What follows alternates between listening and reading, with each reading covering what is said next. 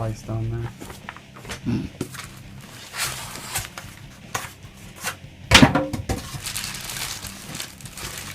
Okay, so you've got one of the isolation stands. Yeah. It's for it to sit on. One of them's to sit on, and one of them's on top. Stop it from vibrating other things.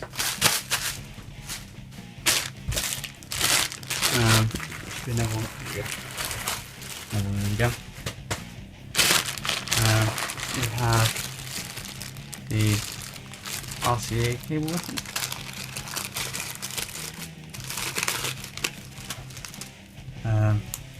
Male-to-male aux for some reason.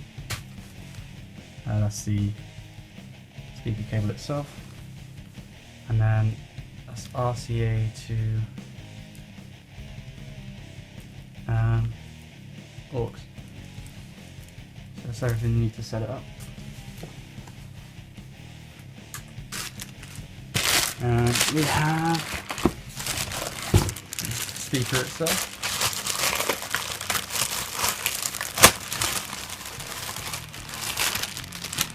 Which is surprisingly light. Cobweb. Sounds good. So this is the passive one with just the speaker cable input. And obviously the active one. So it's got the on switch toggle there with the headphone and auxiliary in, and then you've got obviously which side the power's on, the on switch, the plug there, and once again the two speakers, cable slots, and then your red and white for input. Yeah, set them up.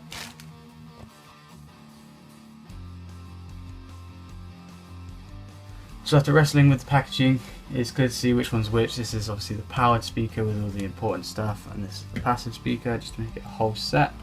My first impression is that this one is about a quarter of the weight to this one, just because this is packed with all the important stuff, and obviously it's got the power cable built in, so you're never going to lose that. And if you have, you've already broken it. So that's, you know, on the front and in regards to the cables, you get everything you need to set up and go straight away. The first of the cables is this male-to-male aux, and that would be to go into the input of your speaker there, and that would be on a phone or anything externally that you want to listen to, say something you haven't got on your computer. You'd have to fiddle around the back and mess around with anything. Next cable is the speaker cable, which is the black and red.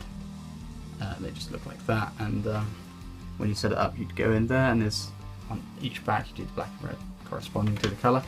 We'll do that in a second. With the RCA that you get the red and white that you need here in the back here, and on the other end you get a male aux to go into any headphone slot of your computer, so the back of the Mac, or a phone, once again, anything. So that comes with the set, that's ready to go, because everyone has a headphone jack on their computer typically. Although, as I already have a interface with an RCA output that I use as my main output already, I went out and bought a RCA cable separately, so that's also something you can do. You can do RCA left and right to left and right again, but you don't have to, because it does come with its own thing already. So as you set them up, you can use the isolation pads in this way. So I've got the ones with the stoppers at the front underneath, and that stops the vibration of the speakers if you've got them at a certain volume from vibrating the desk, and then amplifying any sort of unwanted frequencies anywhere. So that sort of filters them out. And then there's one for a top in case you've got it like in a cabinet or anything on top.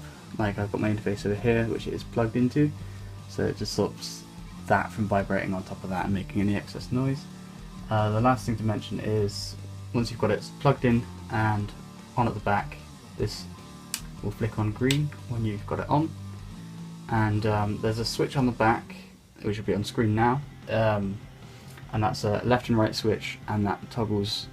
You need to set that depending on which side you have the powered speaker. So I have my powered speaker on the right, so mine's flicked to the right. So the setup just works, and you've got it set to the right place. Otherwise, you have it set to the right and have it on the left, it'd be wrong. And then once you're there, it should be set up and ready to go. Once you've plugged in your RCA cable to either an RCA interface or a headphone slot built into your computer, and then the speaker cable is set up as I shown you earlier, they should be ready to go.